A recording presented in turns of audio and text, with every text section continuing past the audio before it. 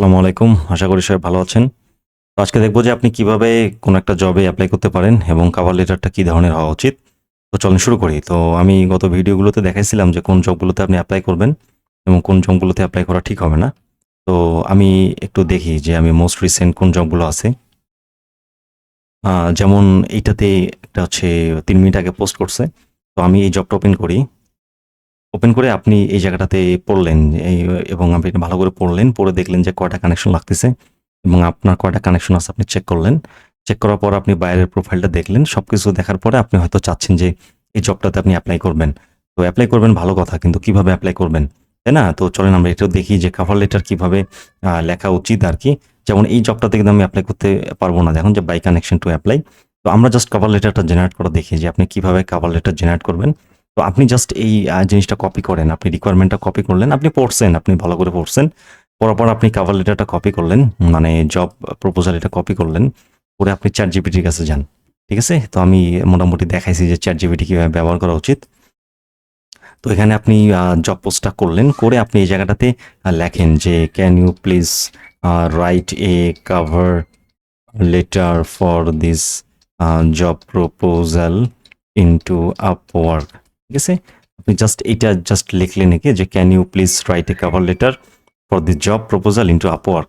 লেখার পর সে কিন্তু আপনাকে কিন্তু পুরা জিনিসটা ক্লিয়ার করে দিছে আরকি। ঠিক আছে? তো আপনি এটা নোট ডাউন করে নেন। আপনি আ প্রতিটা জবের জন্য কিন্তু আলাদা, আলাদা কভার লেটার লেখা উচিত। এমন না যে আপনি এই কভার লেটারটাই যতগুলো জবে এপ্লাই করতেছেন সবগুলোতে করবেন। তো আমি জাস্ট একটা ব্ল্যাংক ডকুমেন্ট করলাম। তো আমি এই জায়গায় ফার্স্ট এটা কপি করব।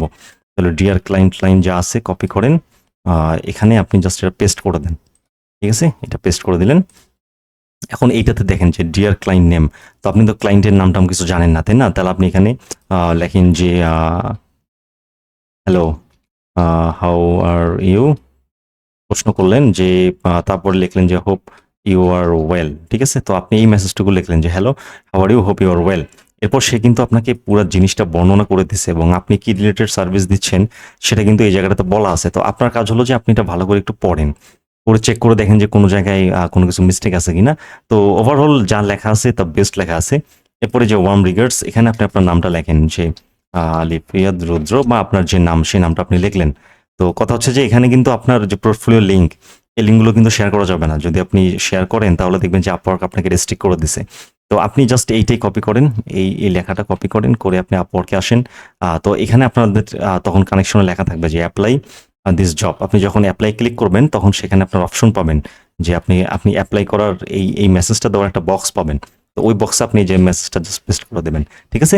তো পেস্ট করে দিলে দেখবেন যে এই জবটা আপনি এপ্লাই করে ফেললেন আরকি। তো আপনার যদি সামহাউ দেখেন যে আপনার কোনো কানেকশন আসে নাই, অ্যাকাউন্ট ক্রিয়েট করছেন কিন্তু কানেকশন আসেনি। তো আপনার কাজ হলো যে আপনি ডিরেক্ট Upwork এর কমিউনিটি বা ফোরাম বা হেল্প সেন্টারে আপনি নক দিলেন। তাহলে আমি এদের হেল্প সেন্টারে গেলাম। যাওয়ার পর আপনি এখান থেকে আ আপনি যে কানেকশনটা পাননি, আপনি অ্যাকাউন্ট ক্রিয়েট করছেন কিন্তু আপনি কানেকশন পাননি। যেমন আপনি একজন ফ্রিল্যান্সার বা পপুলার, এখানে কিন্তু যে কানেকশনের প্রবলেম আছে। তো এখান থেকে দেখেন যে আপনি কানেকশনের কোনটাতে গিয়ে আপনি মেসেজটা দিবেন। তো আমি এখানে কানেক্টসে এপ্লাই করলাম। তারপর এই যে ফ্রিল্যান্সার আসতেছে এই জায়গায়, একটু ওয়েট করি আমরা। এই যে এই জায়গাটাতে। তো এখানে কিন্তু কানেকশন আপনি কিভাবে পাবেন বা কিভাবে কানেকশন পাওয়া উচিত, এগুলো কিন্তু এই জায়গায় পড়া আছে, মানে বলা আছে আরকি। তো আপনাদের কাজ হবে যে আপনি এটা ভালো করে পড়েন। পড়ে দেখেন যে আপনার অ্যাকাউন্টটা, যেমন আমি যদি আমার অ্যাকাউন্টে যাই, তো আপনি জিনিসটা ক্লিয়ার হবেন। তো আমি এখানে আমার যদি অ্যাকাউন্টটাতে যাই একবার, তাহলে দেখবেন যে আমার অ্যাকাউন্টটা কিন্তু কমপ্লিট করা নাই। দেখেন 70% আছে। তো আপনি অ্যাকাউন্টটা 100% করেন, পোর্টফোলিওগুলো আপলোড করেন। করে আপনি এখানে এদের হেল্প সেন্টারে গিয়ে কথা বলেন। কথা বললেই বলেন যে আপনি কানেকশন পাননি। তো আশা করি যে আপনি কানেকশনটা পেয়ে যাবেন। যদি দেখেন যে আপনি কানেকশনটা পাননি বা আপনি কাজ করতে পারতেছেন না, তো সেক্ষেত্রে আরো একটা অপশন আছে। সেটা এখানে আপনি দেখতে পারবেন যে এটা জবস আছে। তো এই জায়গায় আমি যদি সিলেক্ট করি, ক্লিক করার পর যদি সিলেক্ট করি প্রজেক্টস, এখানে ক্লিক করলেন এবং আপনি এই জায়গায় লেখেন সাপোজ লোগো ডিজাইন। তাহলে দেখতে পারবেন যে অনেকগুলো প্রজেক্ট আপলোড হয়ে আছে। ঠিক আছে? তো আপনি এই কাজটা করবেন। এই কাজটা করতে যেহেতু আমাদের কোনো পেইন হবে না, আমরা এই কাজটা করবো আরকি। এখানে কোনো কানেকশনের প্রয়োজন হবে না। তো আমাদের কাজ হবে যে এটাকে Upwork এর ভাষায় বলে প্রজেক্ট ক্যাটালগ। ঠিক আছে? তো আপনি প্রজেক্ট ক্যাটালগটা রেডি করেন। রেডি করা আমরা কিভাবে রেডি করা উচিত এটা আমরা দেখব নেক্সট ভিডিওতে। তো দেখে আপনি জাস্ট এটা আপলোড করেন। এখানে আপনি এরকম প্রজেক্ট ২০ টার মতো আপলোড করতে পারবেন। তো আশা করি এটা আপলোড করে আপনি মার্কেটে Upwork থেকে কাজ করা শুরু করতে পারবেন আরকি।